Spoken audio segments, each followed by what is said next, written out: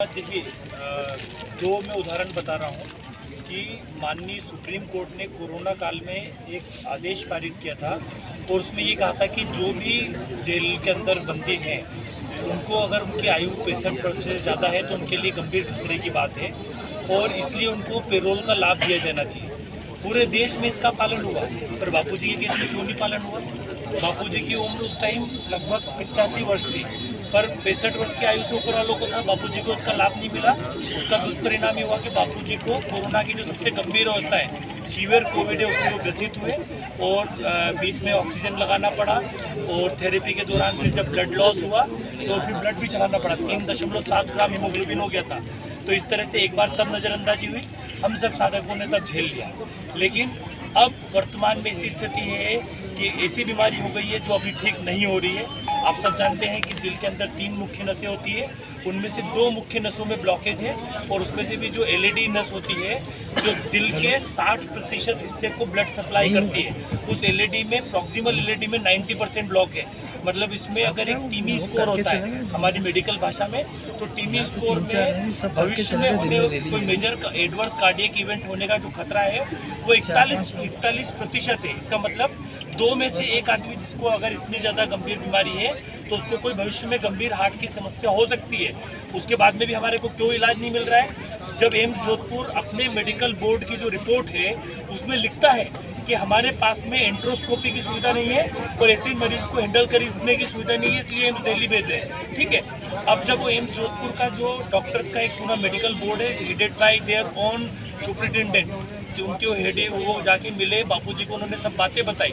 तो सब चीज़ों को समझने के बाद बापूजी ने बोला कि आपका जो हृदयता लिया उसके लिए धन्यवाद, लेकिन वर्तमान परिस्थितियों को देख के मैं आयुर्वेदिक इलाज लेना चाहता हूँ। अगर आवश्यकता पड़ी तो मैं बताऊंगा। तो ये एक मौलिक अधिकार है और उसमें एक रिस्क है। ऐसा नहीं कि कोई नॉन साइंटिफिक बात कर रहे हैं।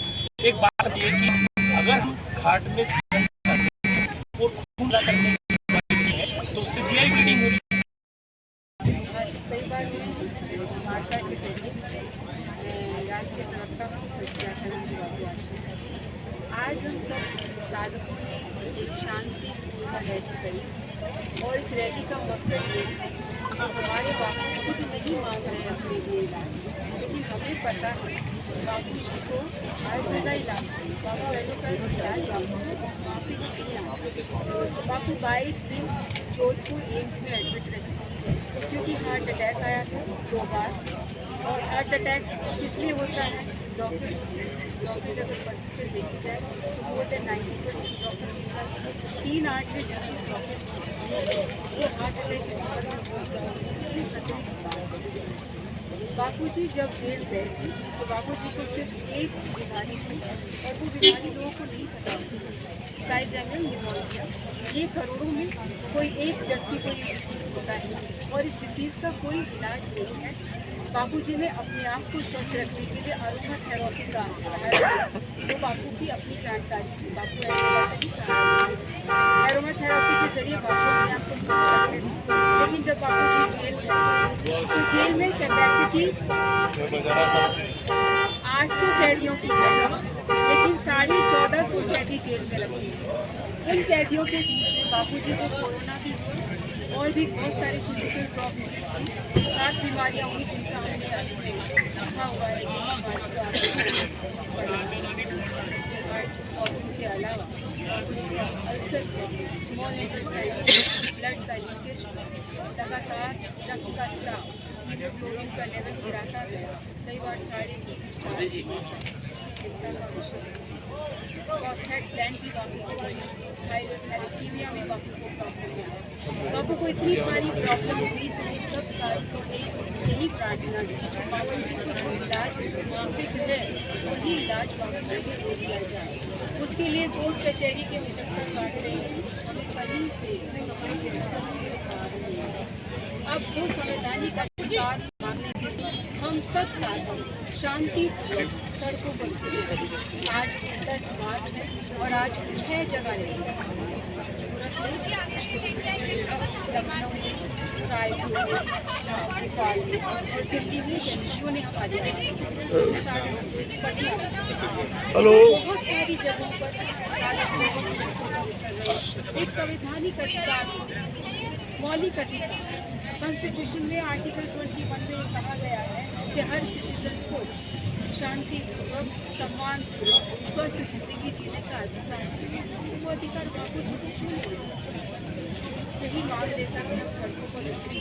आपके जरिए हमारी वो आवाज़ सरकारी उन नुमाइंदों तक पहुँचे और उनको कुछ हलचल हो और हमारे बापू जी को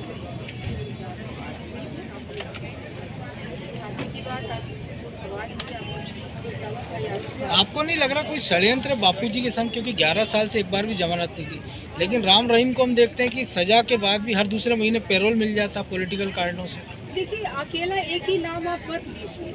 मैं जितनी भी प्रेस कॉन्फ्रेंस में जा रही हूँ, सब पत्रकार एक ही नाम ले रहे हैं। क्या इन्हीं को बेल मिला है? इनके अलावा किसी और को नहीं मिला? बाकी नाम भी है। बिल्कुल, हम सिर्फ ये कह रहे हैं, मौलिक अधिकार है, सबका संवैधानिक अधिकार है, उनको बेल मिले। सबको मिल रही है तो हमें क्यों नहीं मिल रही? हमारे बापूजी के सब साधक लड़कियां कॉलेज गोइंग गर्ल्स अब चिल्ला रही हैं, ये कैसा खेल, कैसा खेल, सबको बेल, बापू को जेल। ये कॉलेज गोइंग गर्ल्स के मुंह में नारा है तो आपको सुनना पड़ेगा। बापू नहीं चिल्ला रहे, बापू आज भी जेल में बैठे जाते हैं, लेकिन ये हमें है जब बापू जी की सेहत पे आ गया तो हमसे बर्दाश्त नहीं हुआ। और सब साधक शांतिपूर्ण मैदान में गए। आपने देखा हजारों की संख्या थी आज, इससे कहीं ज़्यादा संख्या चंडीगढ़ में, शिमला में, आज पटना में, जयपुर में कल 11 तारीख। आप देखिए इससे ज़्यादा भीड़ नजर आई। जैसे जैसे लोगों को पता चलते जा रहा है, लोग घरों से बाहर आ रहे हैं। आपसे यही दरख्वास्त है, आपके पास जो भी चैनल है, जो भी अखबार है, जो भी मीडिया है, आप संस्कृति की रक्षा के लिए, देश की रक्षा के लिए एक संत के हित की बात जरूर। मैडम, विरोध प्रदर्शन के बाद सबरीमाला मंदिर जो सुप्रीम कोर्ट का आदेश मिला, आपके इसमें सुप्रीम कोर्ट का मामला है और इतनी बड़ी संख्या में, करोड़ों की तादाद में महिलाएं जो विरोध प्रदर्शन कर रही हैं, लेकिन अभी तक आपको सफलता नहीं मिली, क्या कारण? ये कारण ही अगर पता चल जाए तो बापू बाहर आ जाएंगे। इस कारण के पीछे ही बापू जी की जेल दिख रही है और इसमें कोई कारण ही नहीं है। अगर उस लड़की के बयान देखें तो हर कदम पे उस लड़की ने झूठ बोला है। एक बयान के आधार पे इतनी कड़ी सजा हो गई, वो भी अंतिम सांस तक, सश्रम।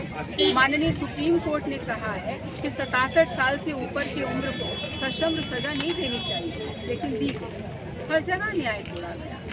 सीए और एनआरसी भी मतलब वापस ले लिए इन्होंने विरोध प्रदर्शन के बाद, और इतनी बड़ी संख्या में विरोध प्रदर्शन हो रहा है, लेकिन आपको कोई रियायत नहीं मिल रही। संतों की बात लोगों को देर से समझ में आती है।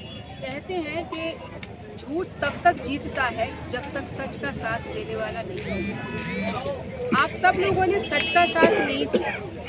अगर दिया होता तो झूठ 11 साल 5 महीने तक जीतता नहीं।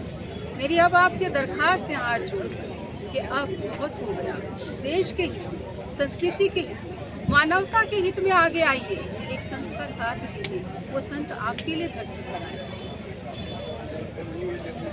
किसी और के लिए। अगर बापूजी के किए हुए कामों को आप गिनेंगे ना तो आपको हैरानी होगी कि हमने कितना बड़ा नुकसान किया है, अपना किया अपना। अगर बापू ना होते तो आज 8-8 साल का बच्चा मनाता वैलेंटाइन डे, आज नहीं मना। पेरेंट्स वर्शिप डे मन रहा है। कारण क्या? बापू। इसलिए मानवता के हित में, संस्कृति के हित में, देश की प्रकृति के हित में, देश के हित में आगे आए।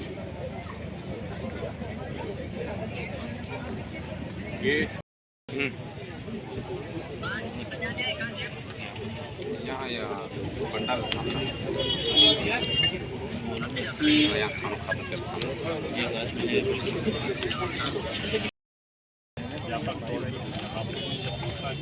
बात लगातार आने वाले समय में यह एक विशाल पर्व के रूप में मनाया।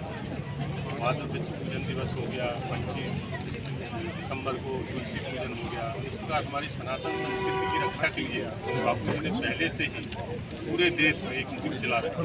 विगत 50 वर्षों से निरंतर बापू जी अपने सत्संग के माध्यम से सेवा कर रहे थे। उसी का ये परिणाम है कि अन्य धर्मों के लोगों ने हमारे ऊपर गुलागात किया और बापू जी को टारगेट बनाकर एक षड्यंत्र के तहत फंसाया गया।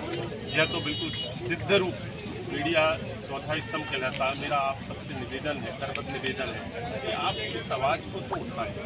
आप भी कहीं ना कहीं सनातनी संस्कृति के प्रतीक हो, जुड़े हुए हो। आप मीडिया के अलावा भी एक मानव मात्र हो यार। आप सोचो तो जरा, कहाँ बापूजी और कहाँ देश को ले जा रहे थे और कहाँ आज हम। तो आप सबसे यही मेरा निवेदन है कि आप थोड़ा सिर्फ being as a human being होने के नाते आप इस बात को अंदर से तो प्रेजेंट करो। आप थोड़े समय के लिए आप छोड़ दो कि मैं अनादि से हूँ, कि मैं आज तक से हूँ, कि मैं इससे हूँ, उससे। आप देखो तो एक बहुत बड़ा झंडा है आपके पास, एक बहुत बड़ा हथियार है आपके पास। हम तो आपसे निवेदन कर सकते हैं। साथियों की पीड़ा आपने देख ली इतनी बड़ी जिंदगी में, पूरे देश में हो रहा है, पूरे देश में। और ये तो वास्तव में अब शुरुआत हुई, अब निकले हैं हम लोग। आप देखना कितना आगे बड़ा रूप होगा। ये इशारा है भाई साहब, ये इशारा 11 सालों पहली बार इतने आ रहे हैं। क्या क्या रूप होगा आप देखिए। आपका शुभ नाम बता दीजिए। मेरा नाम रविंद्र।